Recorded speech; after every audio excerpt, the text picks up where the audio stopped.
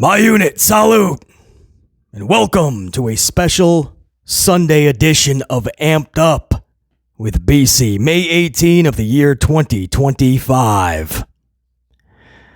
This is an upload a lot of you guys have been asking for the longest of times. A lot of you guys have been waiting for this upload. BC, how would you book a Monday Night Raw or a SmackDown? BC, what would it take? What's the recipe to book a good Raw or SmackDown? BC, what are the steps needed to be taken to have a Raw and SmackDown be truly successful? BC, what would it take for you to give a mostly positive review to WWE? And you ask this because it is obvious BC has not been happy with these shows for the longest of times, starting with Vincent Kennedy McMahon his last 8 years, and the last 2 years that Hunter Hearst Helmsley Paul Levesque McMahon has been in charge. Basically, for the last 10 years in totality, bare minimum, 10 years, it feels like this product has been getting worse and worse, and the level of care and effort has been less and less as each year, each month, each week rolls on. And the company gets more and more greedy, takes more and more from the consumer, and gives less and less. And it's pretty obvious that most of you feel the same way. Most of you are not happy with these shows. Most of you are going into these shows with no feeling whatsoever, no expectations. Your bar is pretty low. And when the show is over 2 or 3 hours later, you're left still with no feeling whatsoever. These shows drew no emotion out of you. No genuine emotion. And the sad truth is, you just spent 3 hours. You invested 3 hours of your night, your prime time, into that product. When the sad truth is, you could have watched 3 minutes of highlights on a platform like this. Saved yourself 3 hours, watched everything in a 3-minute package, and still felt absolutely nothing about what you just witnessed the last 3 minutes. That's the sad truth. But that's the truth. Whether it's sad or not, it is still the truth. And this is not the channel we're going to blow smoke up these companies' asses to try to get in good with them, or to get some clicks or some views, maybe some extra subs. We're going to tell the truth because our mission from the jump has always been at the forefront. Just make pro wrestling actually great again. Make us feel that emotion that drew us to pro wrestling in the first place. There's no reason we should be feeling nothing from these shows, and they've gotten longer. More wrestling, 2-3 hours. Pay-per-views are 26 hours. Slight exaggeration, do the math. There's no reason that these shows should be this lifeless, feel this soulless, feel like there's no spark. So I don't blame you guys for always asking, BC, man, you always give us a little creativity here in these reviews, and you always tell us why you would book that different, and why that person should not be in that situation, why you would add this person. So BC, if you were a head of creative for a Raw or a SmackDown, what's the recipe? So let's talk about it. I usually don't do these for a reason. My veteran subscribers will tell you. We used to do something called amplified booking. I had to stop doing it because it became depressing. Why? Because the booking that we did for the premium live events, the pay-per-views as they were known back then, our booking was just too good. That's not a pat on the back. We were just having fun with it. We were like, okay, this is and we used the card that they gave us. 6, 7, 8, 9, 10 matches, whatever it was. And I just booked what they gave us. These are the 10 matches. This is how BC books it. And we got creative. And we rocked it out. And we all said the same thing. If WWE gives us half of this, should be a damn good show. And when WWE, that pay-per-view would go off the air, everybody would say the same thing. Even myself. It's not a pat on the back. But damn, that was depressing because BC's booking had everybody excited, all the possibilities, all the things you could do with these matchups. And then we got what we got. And everyone's like, well, damn, BC, you got our hopes up here, man. The expectations were a little higher. So the point is, I had to take amplified booking because even BC was like, this is, what are we doing? Like, even if we don't want to get our expectations up, by the time we're done talking about the event, we're all excited about it now, thanks to my booking, nothing that WWE was doing. So we're all a little bit more invested into it. And when the show goes off the air, we're all like, damn, BC, your booking was better, dude. And yeah, I'll absolutely admit it was. But I never expected them to reach I just give us half of what I was throwing out there. This isn't to toot own horn or pat on the back. It's to help.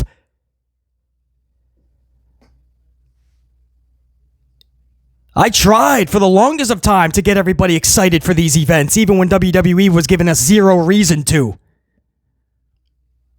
I don't want to rip these shows apart every single time a show goes off the air and I do a review for my audience. What do you want me to do, man?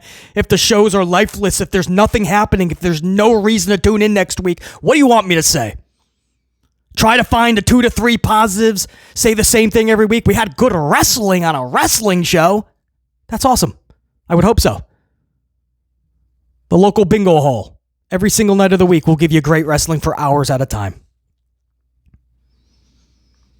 This is a television show. So I stopped doing amplified booking. And when you guys ask for these type of uploads, you know, BC, how would you, what's the recipe? What's the steps, man? How do you book a show? They don't care. They're going to keep doing things their way to get the show off. They're just keep it's a machine at this point. Just keep pumping these episodes out, fulfilling your agreement, and try to get to the new TV rights deal, the next agreement, the next deal.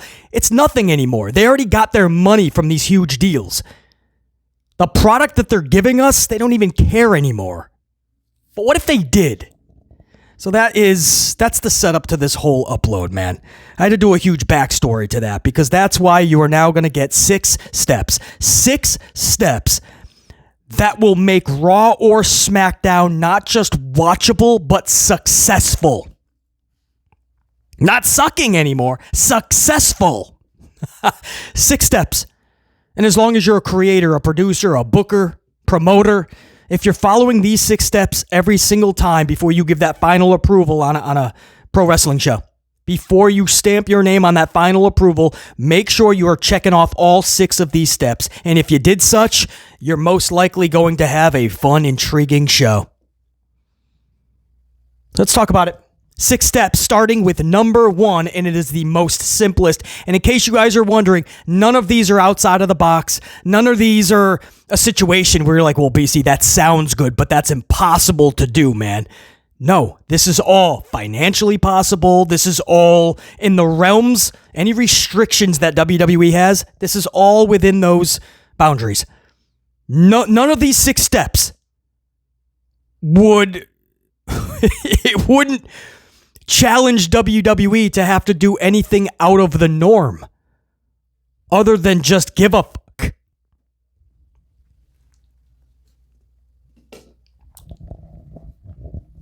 Number 1, probably the most simplest of them all. Have fun. Have fun. BC, come on, man. That's a step. That's part of the 6-step recipe for a good Raw or SmackDown. Have fun. Literally, have fun. I mean the writers, the people that are putting this show together. Hunter Hearst Helmsley. Have fun. The stories when Vince and everybody would be riding around his pool in Greenwich, Connecticut, and he would just stop and throw somebody in the pool. Linda would be bringing the drinks out. You didn't know if they were spiked or not. Who knows? Or whose. Linda would be ribbing. All the stories just writing the pro wrestling shows. Vince Russo and Ed Ferreira talking about eating Chinese food, watching Jerry Springer, and just go, imagine if we did this, and they're laughing their asses off, but then they go, well, wait, that could fit this character. What if we? And then you see it unfold in the Attitude Era, and as ludicrous, it was fun. And it somehow worked. You have fun. You're writing for a professional wrestling television show, a WWE Raw or a SmackDown. How would you not have fun with this?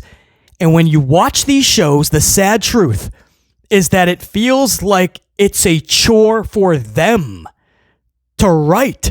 It's a chore for them to do their job as a writer. So if it feels like it's a chore to get through these shows as a fan, you should not be shocked, because it's a chore for them to write it and produce it. And it shows. The shows are lifeless. They just want to get them to just put a bunch of wrestling matches out there, and that's a bunch of qualifiers, a bunch of tournament matches, a bunch of fatal fours, a bunch of triple threats. Every tag team will face each other every week. And when you do it so much and you're so burnt out, you don't even try to be creative anymore. But when you're having fun and you truly love what you're doing, it shows in your work. It'll show on TV. All these new stories will develop, and people will be having fun, the talent. And then all of a sudden the fans are more engaged. Have fun. If you can't have fun writing for professional wrestling, especially WWE's Raw and SmackDown, well, that's the root of the problem. Step one, the simplest. If you're booking or producing Monday Night Raw or SmackDown, if BC has the creative pen, the first thing I'm making sure I check off is the have fun box. Am I having fun with this? Can I not wait to get up early in the morning with all the coffee and my screw the laptop, pen and paper? Let's start jotting it down, man. Let's start having some fun with this. Oh, I could take this character. Oh, what I would do with this character, man. Wait, what if I have Gunther do that? I have to get Sami Zayn on this show. Sami Zayn just feels like such a mid-card. How can I bring Sami Zayn to life? Have fun. It's simple, but it's a lost art. Number 2, energy. Find it. Energy. These shows need energy. As I said multiple times, they feel lifeless, soulless. These shows have no pulse. They draw no emotion out of you. They draw no feeling out of you. And how do these shows start these days? Guys, that's just not BC's commentary or my review of the shows. That's not my take on the shows. That's literally how they begin, right? When these shows begin, they're telling you this show for the next 2 to 3 hours is going to be lifeless. We start with the camera on the crowd that basically doesn't even know they're live. They're silent. Maybe some golf clapping. Some people know. They're like, are we on the air? And Joe Tessitore in a very, like he just woke up from a nap. Welcome to SmackDown. Wade, we have an incredible show for everyone tonight as the superstars of WWE are arriving. Right? This low voice, and the crowd is like, yeah, we're here for a good tennis match. And Tessitore's like, we got a good show. The superstars are arriving. And then we do 5 minutes of intro of superstars arriving. That's awesome. People are showing up to work. Enough with the 5-minute intro of everyone showing up to work. We get it. That's awesome. They're showing up to work. They have their coffees. They have their luggage. Every show, every week, month after month, that's how we're starting the show. Again, you cut to the arena. It's quiet. Joe Tessitore is the only thing more quieter. Welcoming us, everybody. Welcome, everybody. Welcome to SmackDown. We have an incredible show for you tonight. What happened to the... No. Step 2, energy. Step 2, you bring emotion and feeling from the jump. I want rock music intro back. You don't even have to like rock music. I hear you.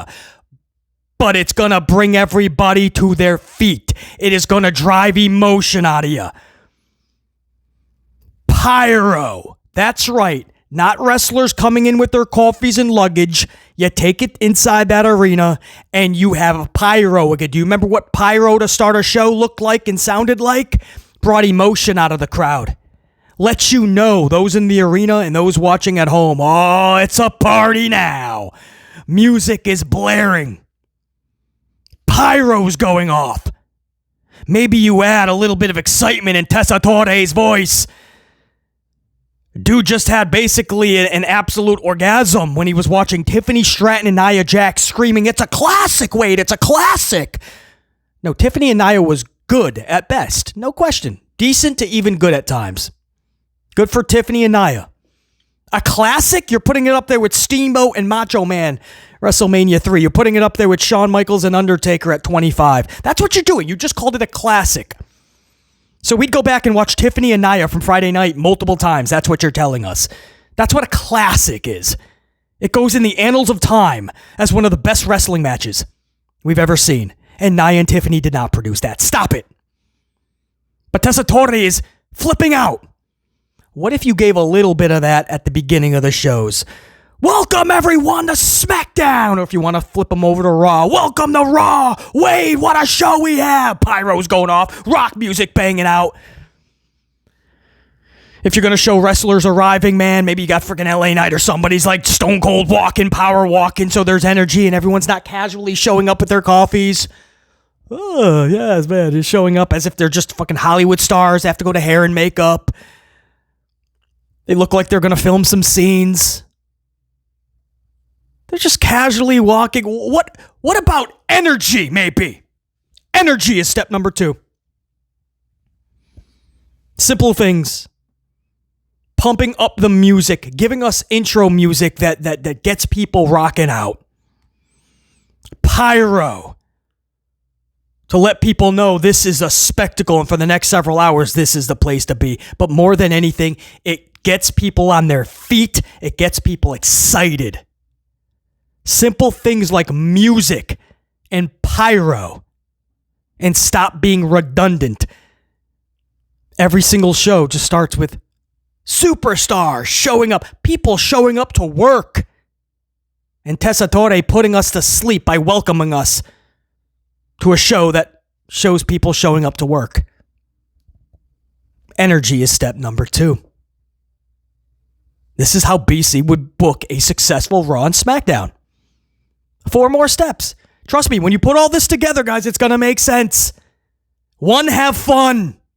That's what BC would do booking this. Number 2, I'm going to make sure you have energy from the jump. You will not be sleeping when you witness a BC-produced wrestling show. A BC-produced Monday Night Raw, a BC-produced SmackDown, a BC-produced Dynamite. I will not be putting you to sleep. I will have you on your feet. I don't care if you're at home. You'll be on the edge of your seat, if not on your feet. Energy, step 2. Make pyro great again. Step number 3 is so important. Now we're getting to the bulk of the wrestling show in itself.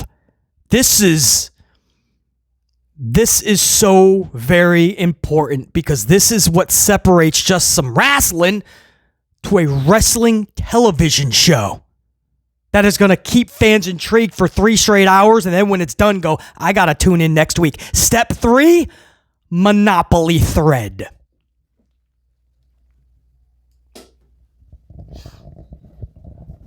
Monopoly thread. BC, what's a Monopoly thread? This is a cliffhanger thread, but throughout the show. BC, a cliffhanger is at the end of the show, man. That's what gets us tuning in next week. No, a cliffhanger thread throughout the show, aka what BC calls a Monopoly thread. This is simply a main story that subconsciously maintains your audience's intrigue through the show. Subconsciously, or straight up consciously if you're doing it correctly, but even subconsciously, if you have that remote and you want to switch over to the game, subconsciously, your mind is telling yourself, okay, but only tune in for 20 seconds that game because you cannot miss what's going to happen with Superstar A or Superstar B. Or what Superstar D or E is doing backstage. Or, oh man, when they actually come across, man, this is getting good. I got to make sure I catch this live. It's a Monopoly thread. And what you do is you start at the very beginning of the show. You have your pyro, you do all that, everybody's energetic. Superstar comes down, right? Cult of personality blares through the arena. Here comes CM Punk. Maybe LA Knight. Yeah, maybe it's LA Knight.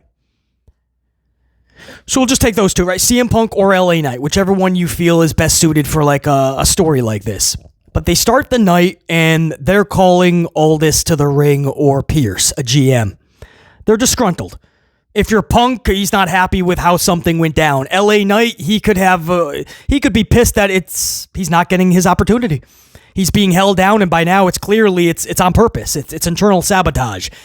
That's a really fun one because it is. He's not one of Hunter Hearst Helmsley's guys, and he is being held down. You could put that on the GM and create real heat and a really fun story. But you could also have a character like CM Punk pissed off at authority and calling out the GM. But the GM is unresponsive. Nobody knows why. He was backstage. There's no reason he wouldn't go out there and, ease tensions.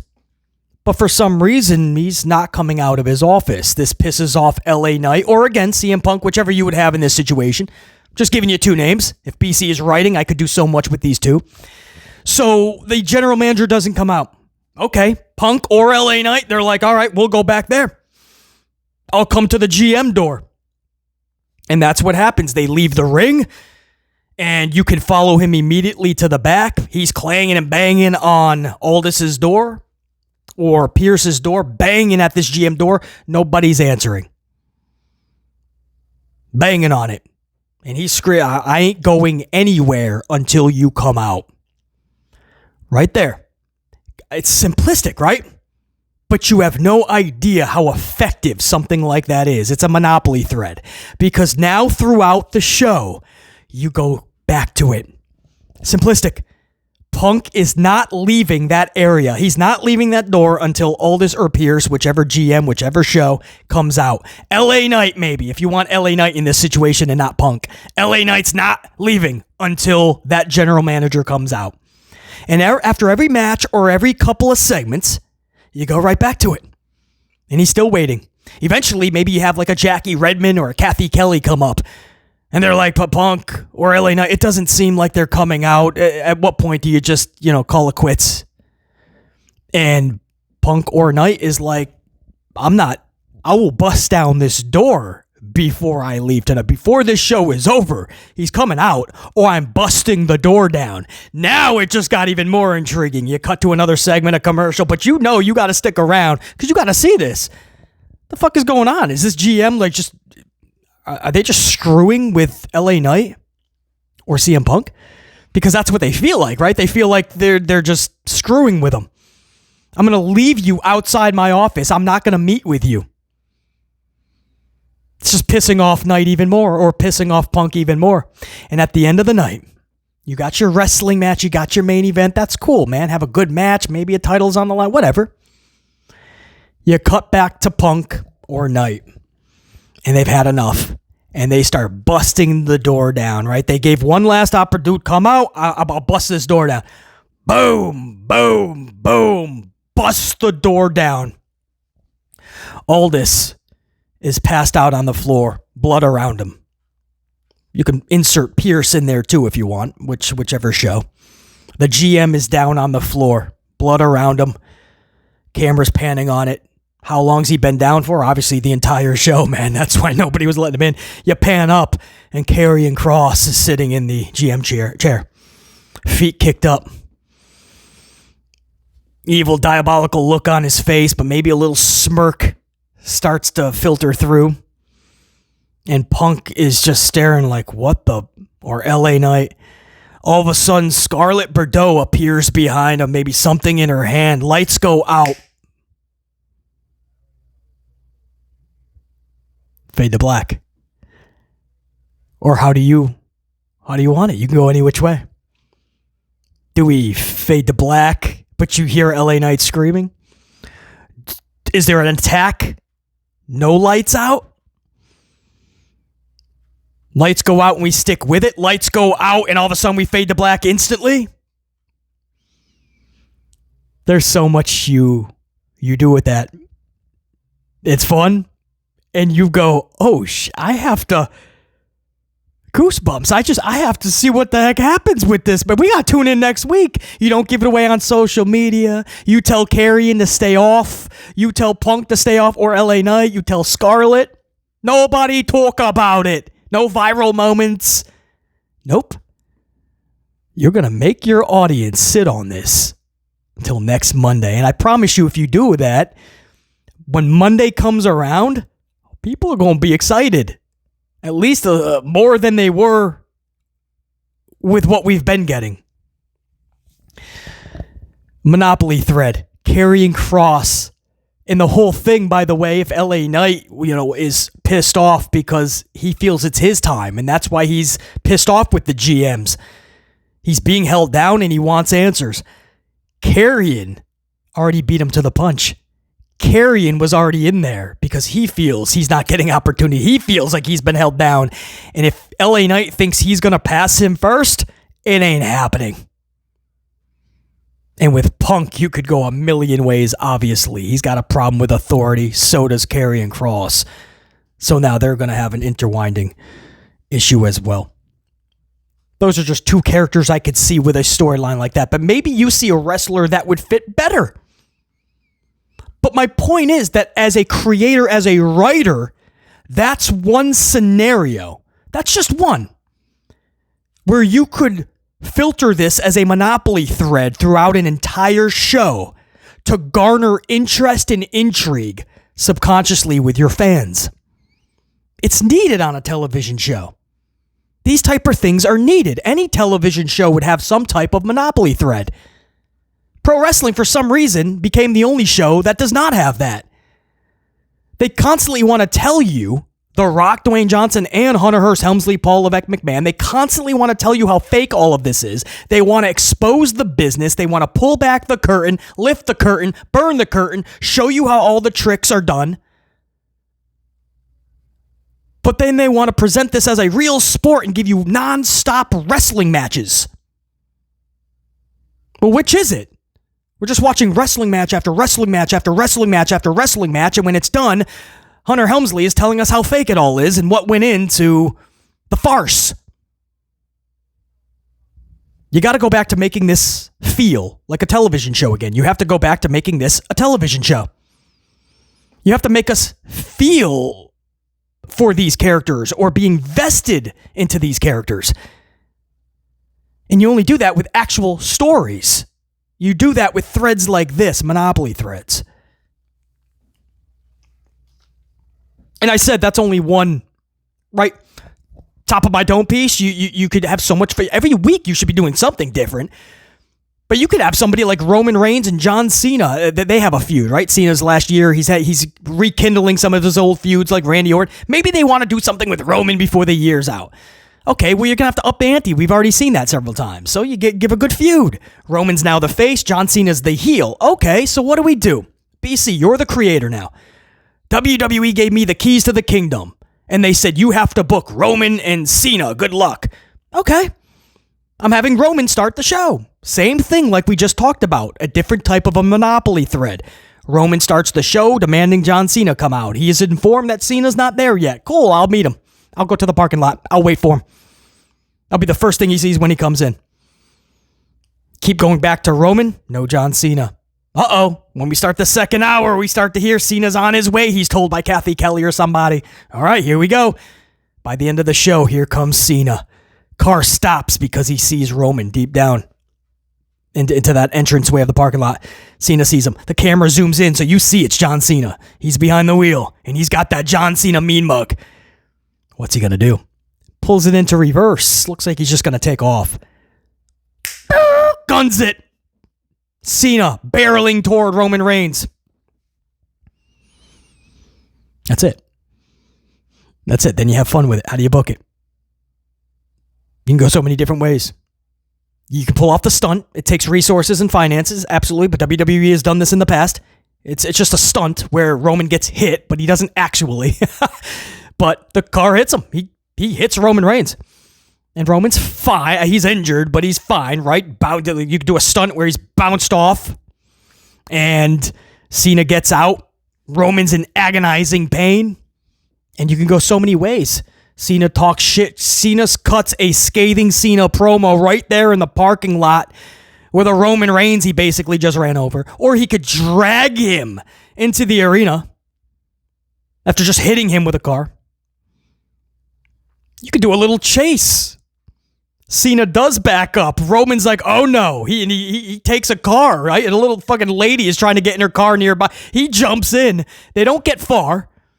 So what I mean, you don't got to block traffic out in the streets. You're literally confined to the arena lot, guys. So Cena goes to take off, but he's blocked by like a truck or something. Big 18-wheeler. So Cena's pissed off. Roman's on his tails, right? He fucking stops his car. Cena goes to run off. It's fun! You get creative, man. You give people a reason to talk. The kids are going to school at the water cooler or the water fountain, and they're like, dude, did you see that, man? The Roman chased him. Cena got blocked off with an 18-wheeler. Roman almost threw him off the second section, man. He almost fell into the docking area. I don't know if he even did. It faded to black before Cena was able to throw Roman off. Adults at the water cooler are like, dude, did you see that fucking segment? I don't know. He threw Roman off, but it faded to black. It went off the air. I don't even know. And WWE has no updates on their social. The fun you could have. But it's a Monopoly thread. That's how you set it up. I'm giving you guys like a bunch of examples. The point is, man, you have to do that. As a creator, this is how you produce and book a fun show that a fan can sit there for 3 hours. Get your wrestling, right? If you're here for the wrestling, okay, it's 3 hours. You're going to get wrestling matches. There's no question. Some of them will be really good. Some of them will be sloppy, and you can decide. You can critique them. That's fine. But it's a wrestling show, man. It has to have feeling. It has to have emotion.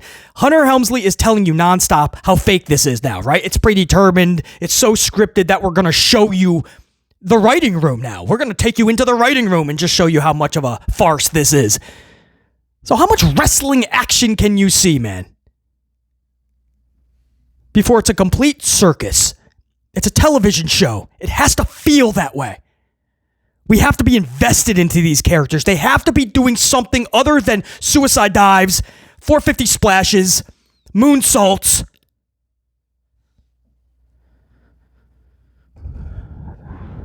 They have to be doing more for us to care about them.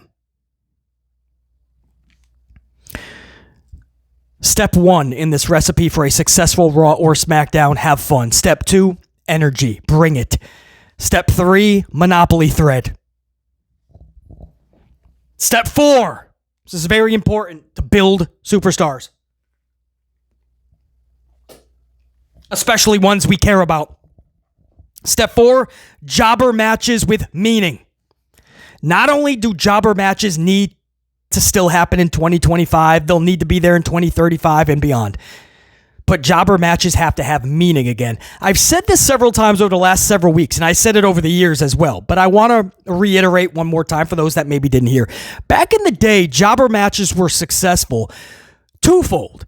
One, it allowed the audience to see who is the superstar, who's the one who, if you're just watching for the first time, you know that's the badass. That's the star that's super. And the other guy, that's Jabroni Jim. So it helped establish somebody as a legit badass because they're just beating the hell out of this person. And that's fun.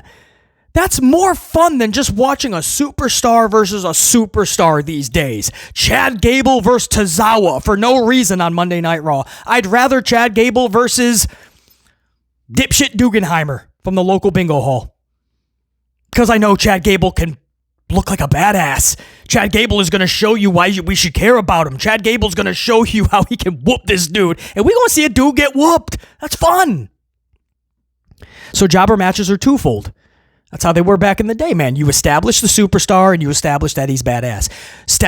Number 2 in that twofold equation is jobber matches helped establish the superstar themselves. What are they? What's the reason to get behind them or boo them, but care about them?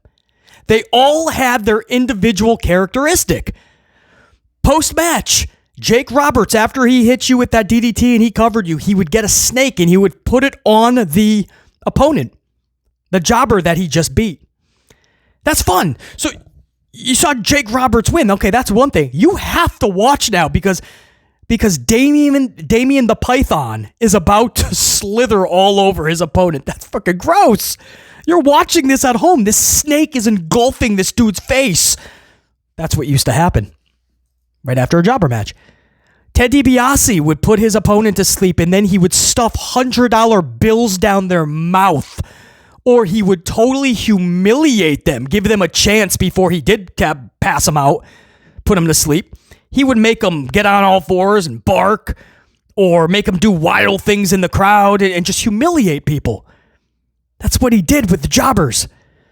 The Mountie would electrocute his jobber that he just beat with a taser. Stun gun, whatever it was. Rick Martel would spray you in the eyes with his arrogance. Earthquake would take his opponent to the corner and sit on him 18 more times.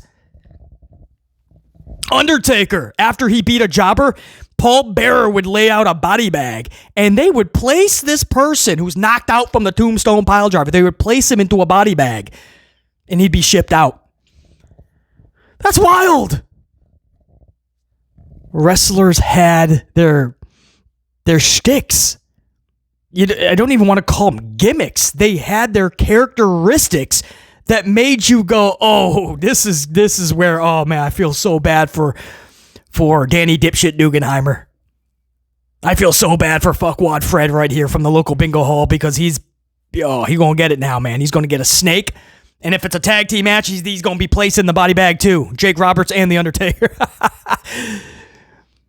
My point is, jobber matches, man, they establish who's a real star, a badass, and it helps develop the star. You could do so much character development work from it, and you can start feuds from it. Somebody's showing up on the Tron after their match. Somebody's coming out as you're going to the back. Somebody's jealous, so they come to the ring. Jobber matches with meaning. They have to be a part of the show. I don't care if it's one or two a show. I'm fine with it. Cool. If you need to see Tozawa versus Penta, if you need to see Otis versus Bronson Reed, so desperately, if you need to see Pretty Dudley, the tag team, versus Motor City, that's fine. But we have to have jobber matches. And trust me, if done properly, they're more fun than watching Superstar versus Superstar and watching everybody be 50-50 booked. Because you can't do that anymore, man. You can't 50-50 book your talent. It's detrimental to them. And if you're wondering, it can be simply, I'm not saying you have to have, I get it's less gimmicky today, so you don't have Mountie stun guns. You don't have arrogance from Rick Martel. You don't have body bags. You don't have a snake, a python. I get it. But it could be things like, after the match, Bronson Reed, when he returns, right? He takes the jobber that he just beat and he power bombs them onto the ring apron on the outside like Kevin Owens used to do. And he breaks your back. The story is he basically broke the wrestler's back or something, right? Or really injured it. And there's all these suits and ties and paramedics, and you're like, damn, this poor dude from the local bingo hall. Bronson Reed's a fucking ass. Or Gunther snaps back after he wins a match. He's snapping back the arm in like a submission, and he's almost about to break it. And he's on the microphone, and he's telling the person he's about to break his arm, say I'm the best. Say Gunther is the best wrestler in the world. And this poor guy has to scream that, or else he gets his arm broken. It's humiliating. It's entertaining. Fans will be like, damn, because they subconsciously put themselves into that position. Damn, if I'm in that position, am I saying, no, F you, break the arm. I'm not saying all these things that you want me to, but Gunther's like, a lot of people would say it in that position. They'll be humiliated, like Ted DiBiase used to do. Gunther would be a prime candidate for something like that. That's better booking of Gunther than putting him with all these other superstars and after the match shaking all the faces' hands. Or just looking like an idiot or tapping out to his own move in 8 seconds to a Jason Uso. Braun Breaker, after he wins a match with a jobber, he puts him over his shoulder, takes him to the back, the camera follows him, and he literally puts them into a dumpster. The parking lot dumpster. He takes them out and throws his opponent away like they're garbage, bro. That's going to build up Braun Breaker, and then one day, all of a sudden, he comes across another superstar back in that parking lot or around that garbage, or they've seen enough. And you could do a lot of stuff with that type of scenario. Number 1, have fun. Number 2, energy, bring it. Number 3, monopoly, thread. Number 4, jobber matches with meaning. It is needed.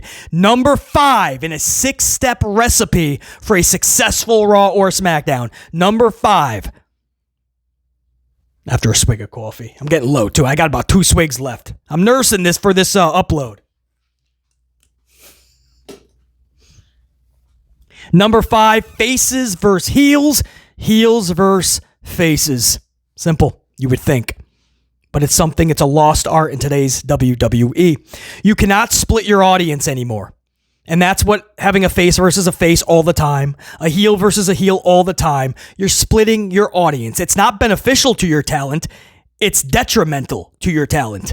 Nobody can truly succeed with this type of booking, and that is why everyone feels average under Levesque.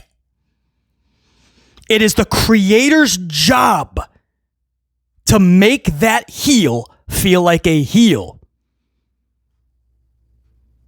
So if the excuse is, well, in today's pro wrestling, BC, it doesn't work because fans are going to cheer the heel because they get so cool or so popular.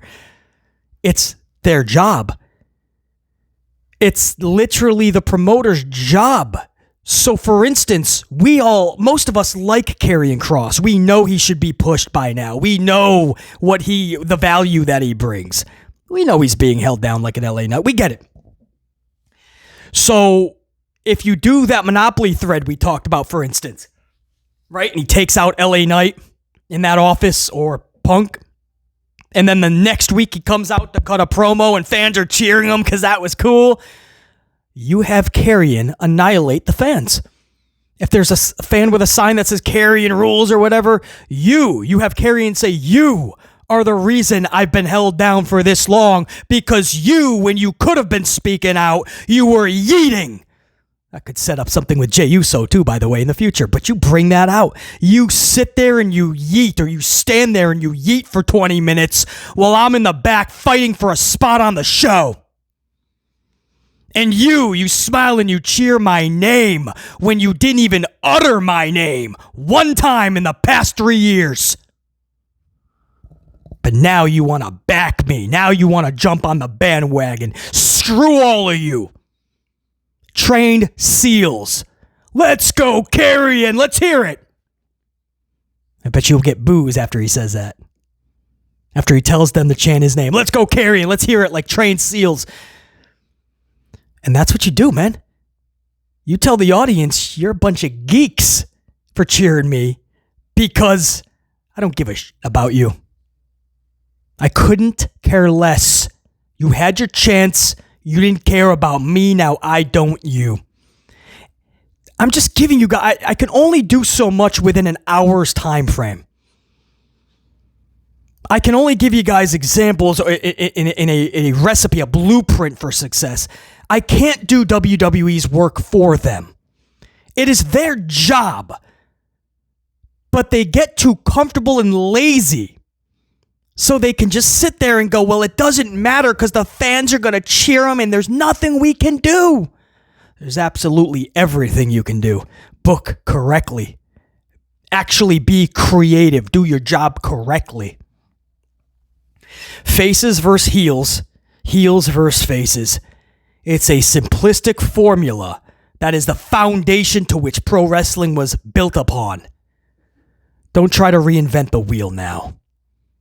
It's detrimental. And it's ruined people like Gunther, who after his matchups has to shake the hand of Randy Orton, Cody Rhodes, and even recently give a nod of mutual respect to Pat McAfee. So who can take Gunther serious as a heel? Forget the fact that he's always so polite to the faces, But we also just saw him tap out in 8 seconds to his own move to a dude that barely hits the gym. Faces versus heels. Heels versus faces. You would think this is so simplistic. It needs to be brought back. And let's not forget the reports recently that talent doesn't even know what they are anymore. So they're asking journalists that might have some inside info. Like, what are they being discussed as? Does anybody know? Because we're not being told. Helmsley is not talking to them. They just have them going out one week and facing another face if they're a face. And then the next week they're facing a heel. And then it's 2 straight weeks of face versus face. So they don't know how they should be coming across to the audience. They don't know how their promo should come across. Because if they say something like this to the face, then it doesn't work with when they have to be heelish the next week. I hope this makes sense. And if it doesn't, I don't blame you because the product doesn't make sense. The talent doesn't know what they are anymore. Because Helmsley just says, you know what? You're a wrestler. Go out there and wrestle in wrestling matches. Doesn't matter what anybody is. Step 5. Faces versus heels. Heels versus faces. No way around it. And number 6. So very important. Number 6, champions and championship matches need heat. There needs to be reasoning. There needs to be feeling. There needs to be emotion to champions and championship matches these days. Because we don't have that these days. What always made pro wrestling so captivating was that those championship matches weren't just about a title or a belt. You had to see the culmination of that volatile feud. Think Savage. For any veteran wrestling fans, Savage Flair WrestleMania 8. It was one of the first times, I was much younger back then, obviously, but it was one of the first times that the title was secondary. Like, yeah, you want to see Savage walk out with that title, but it was secondary. You had to see that match. You had to see the feud with what Ric Flair was doing with Miss Elizabeth and fucking with the Macho Man. You just had to see that, man. The fact that the title was on the line. But unfortunately, you don't get that, man.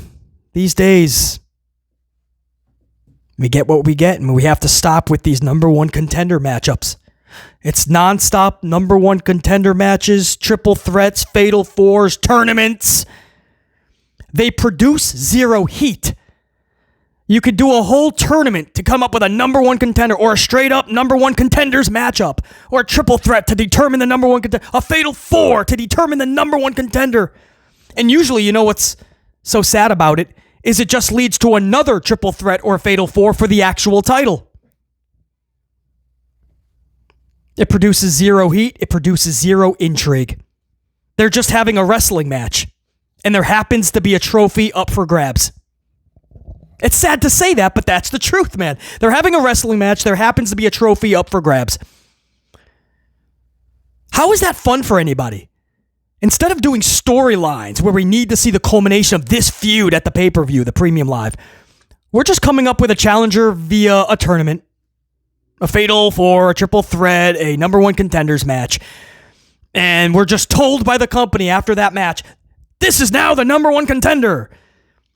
1 week from Saturday night, they will face each other for the United States champion. Okay, who cares? We got the number 1 contender through a whole separate situation. Cool.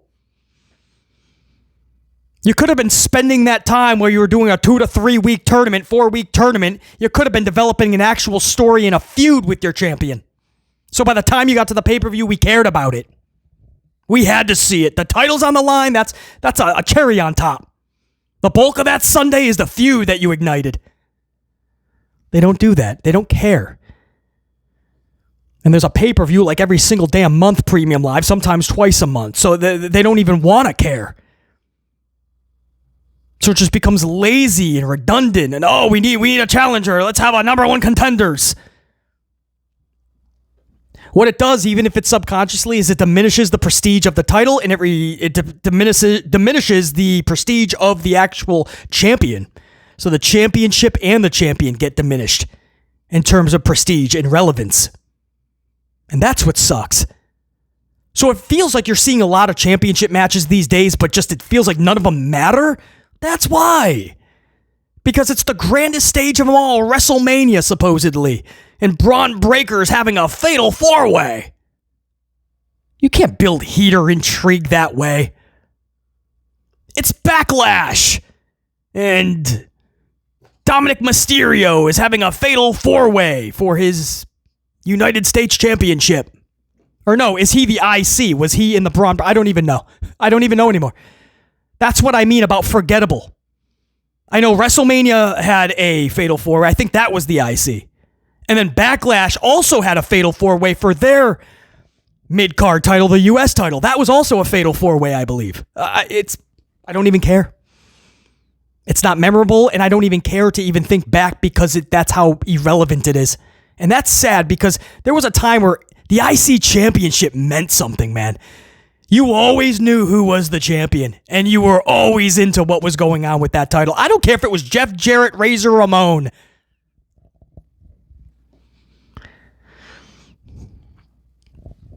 Champions and championship matches.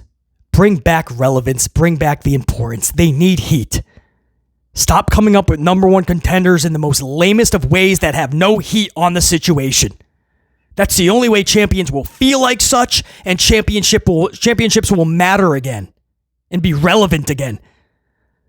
So when a show is on and there's a title match, oh, this is good, man. Ain't no missing that. Put that remote down. I don't care what game is on.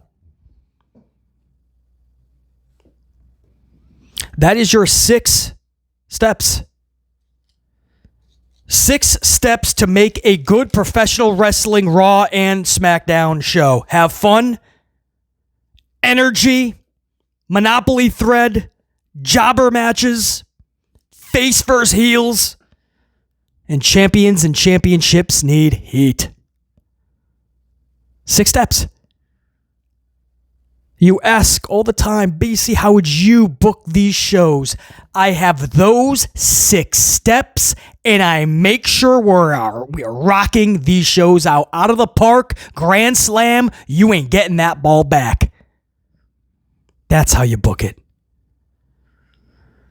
Sadly, when Raw hits the airwaves Monday night, everybody will have their coffees, casually walking into work as if they're just filming a scene for a show, or they're going in for their cashier job at Target.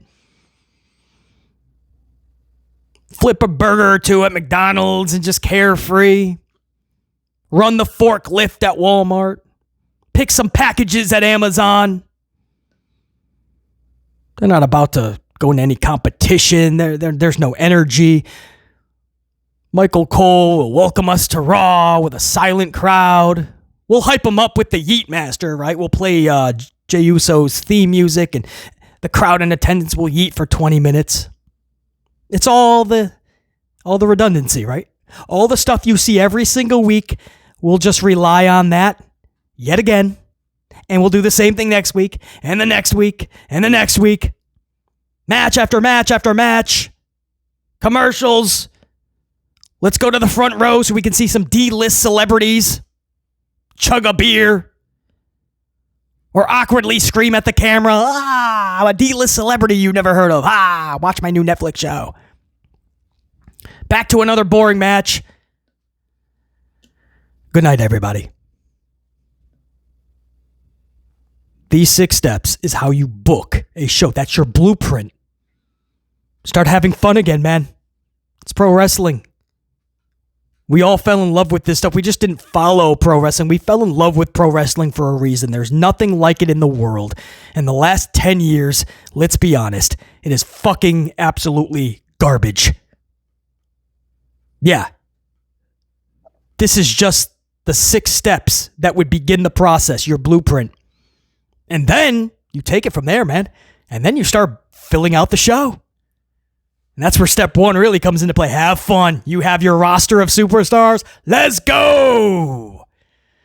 BC, this has been your Sunday edition, amped up special Sunday edition for May 18, 2025. Until next time, and there will be that next time, hopefully we can go live tomorrow night for Monday Night Raw. How cool would that be, man? At least like the first hour watch along maybe, but we'll do something, man. Be subscribed to the channel, obviously. You'll be the first to be notified. Ring that little bell wherever that is down below. Make sure you got the bell pushed all the things. But until next time, and there will be that next time, BC in the unit saying, check.